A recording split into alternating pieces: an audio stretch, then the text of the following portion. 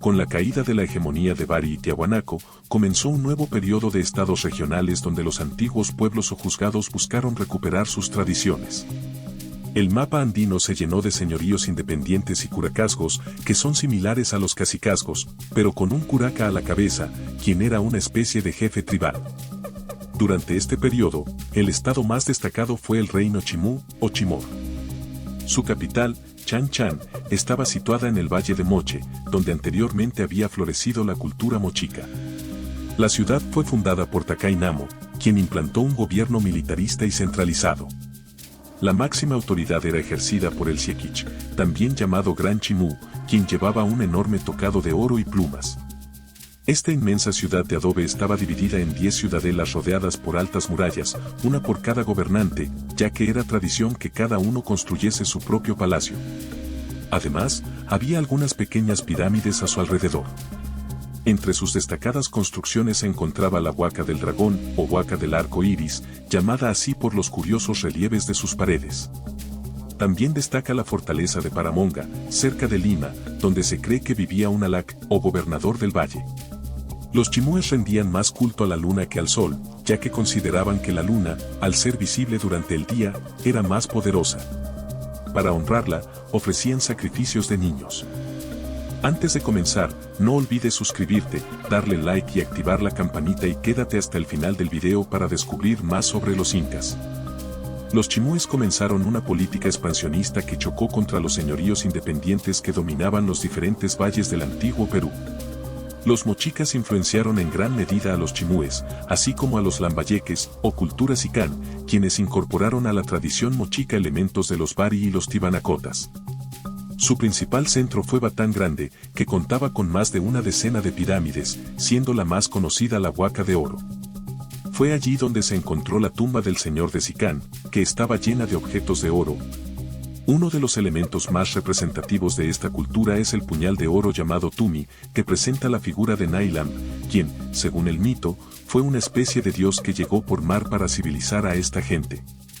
Se desconoce por qué dejaron de adorarlo alrededor del año 1300, posiblemente fue debido a los efectos del fenómeno de El Niño en la agricultura, que provocó corrimientos de tierra y sequías.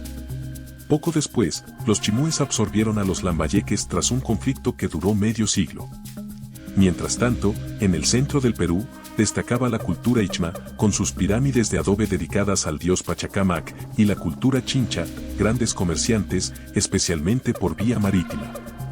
En el sur peruano, de las influencias de Bari, nacieron la cultura Chanca y el señorío de Ayarmaca. En la Amazonía peruana, se desarrolló una cultura conocida como la cultura Chachapoyas. El lugar más célebre que construyeron fue Cuelap, una ciudad edificada en la cima de una montaña rodeada por imponentes murallas. Allí se puede encontrar el templo mayor, un mausoleo y un torreón. Otro sitio importante fue el Gran Pajatén, lleno de casas circulares, así como los sarcófagos de Carajía, de 2,5 metros de altura y ubicados en lo alto de un barranco. Como se mencionó, tras la decadencia de Tiahuanaco, los nuevos pobladores de los alrededores del lago Titicaca fueron los señoríos Aymara. Se cree que pudieron ser 12 reinos, aunque es posible que fueran más. Los canchis y los canas vivían en la meseta del Collao, cerca de Cusco.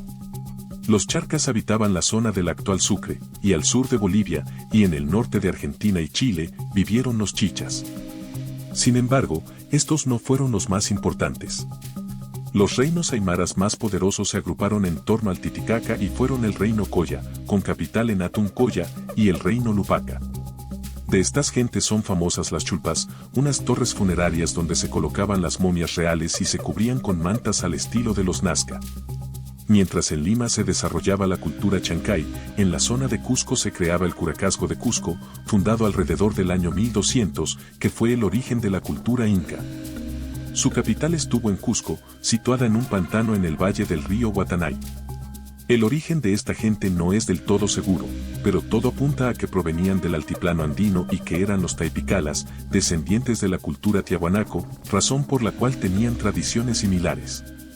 Según una de sus leyendas de origen, el sol Inti y la luna Quilla tuvieron un amor imposible, pero durante un eclipse, ambos astros se unieron y tuvieron un hijo y una hija en el lago Titicaca. Estos hijos del sol serían Manco Cápac y Mama Ocllo, quienes enseñaron a la gente de la zona los principios de la agricultura, la caza y el hilado, aunque tuvieron que partir debido a la presión de los aymaras, dando inicio a una migración que duró 2 décadas. Si has llegado hasta aquí es porque te gusta el video. No olvides dejar tu like, suscribirte y activar la campanita. Me encantaría que comentaras qué te ha parecido este video hasta ahora. Continúa para saber más. Una vez asentados en Cusco, tuvieron que luchar contra otras tribus de la zona y, poco a poco, fueron tomando el control del valle. El segundo jefe, o Sinchi, de estos incas fue Sinchi Roca, hijo de Manco, quien instauró la dinastía Urin en la parte baja de la ciudad. Por otro lado, estaba la dinastía Anan en la parte alta. A cada una le correspondía la mitad del territorio y 2 de los 4 barrios de la ciudad. Tras Sinchi Roca gobernaron Yoque Yupanqui, Maita Cápac y Cápac Yupanqui, siendo este último el primero que comenzó a entrar en conflicto con otros pueblos fuera del área cusqueña. Sin embargo, este gobernante de la dinastía Urin murió posiblemente envenenado por una de sus concubinas, lo que permitió que Inca Roca, de la dinastía Anan, se apoderara del trono.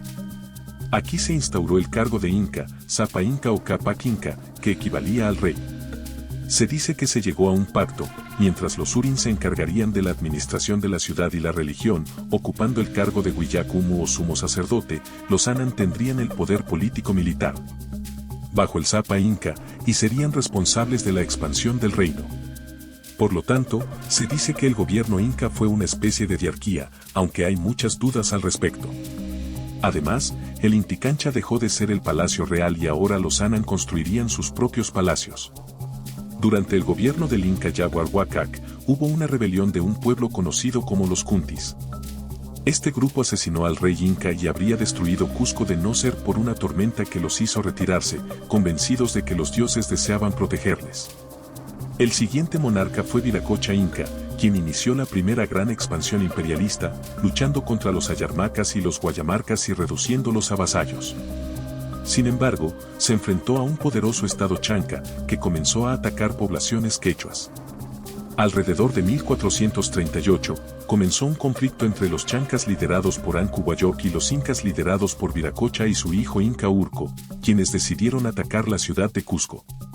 Ambos líderes incas huyeron de la ciudad, llenos de miedo, mientras el príncipe Cusi Yupanqui defendía valientemente la capital con la ayuda de los canas.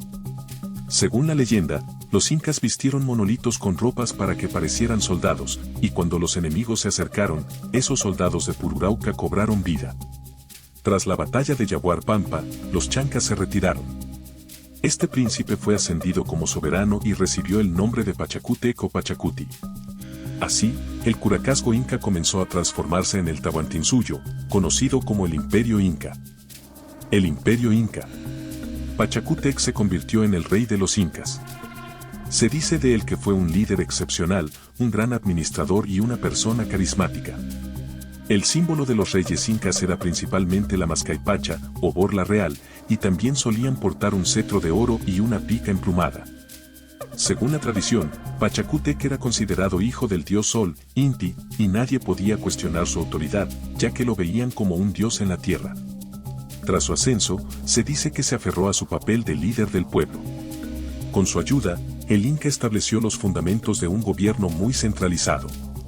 Los incas adoptaron el idioma quechua como lengua oficial del imperio y comenzaron a construir una impresionante infraestructura, incluyendo un sistema de caminos, templos y un sistema de administración eficiente que incluía el registro de los ciudadanos en quipus. A través de esta construcción, lograron unir un territorio muy diverso en lo que respecta a geografía y cultura. Sin embargo, la mayor parte de su éxito se debió a la agricultura. La comida y el cultivo fueron parte del funcionamiento de la economía, que incluía el uso de terrazas para cultivar y canalizar el agua hacia las zonas de cultivo. A partir de la agricultura, también se impulsaron la ganadería y la pesca. Alrededor de 1471, Pachacútec fue sucedido por su hijo, Topa Inca Yupanqui, quien continuó la expansión del imperio, conquistando territorios de Ecuador, el norte de Chile y el sur de Colombia. Se considera que el último gran gobernante inca fue Huayna Cápac, hijo de Topa Inca Yupanqui, quien llegó a ser un gobernante muy poderoso. Sin embargo, a su muerte, el imperio comenzó a enfrentar la lucha entre sus dos hijos, Huáscar y Atahualpa, que culminó en una guerra civil que debilitó al imperio y facilitó la llegada de los conquistadores españoles. A partir de 1532, Francisco Pizarro llegó a América del Sur, donde logró capturar a Atahualpa y posteriormente ejecutar a este rey. A partir de entonces, el imperio inca se desmoronó, siendo la última resistencia liderada por Manco Inca, quien tomó una parte del imperio y luchó contra los españoles en el siglo XVI. Aunque la resistencia terminó con la ejecución de Manco, los incas dejaron un legado imborrable en la cultura peruana y sudamericana, con sus impresionantes obras arquitectónicas, su rica cultura y sus tradiciones que aún se mantienen vivas en la actualidad.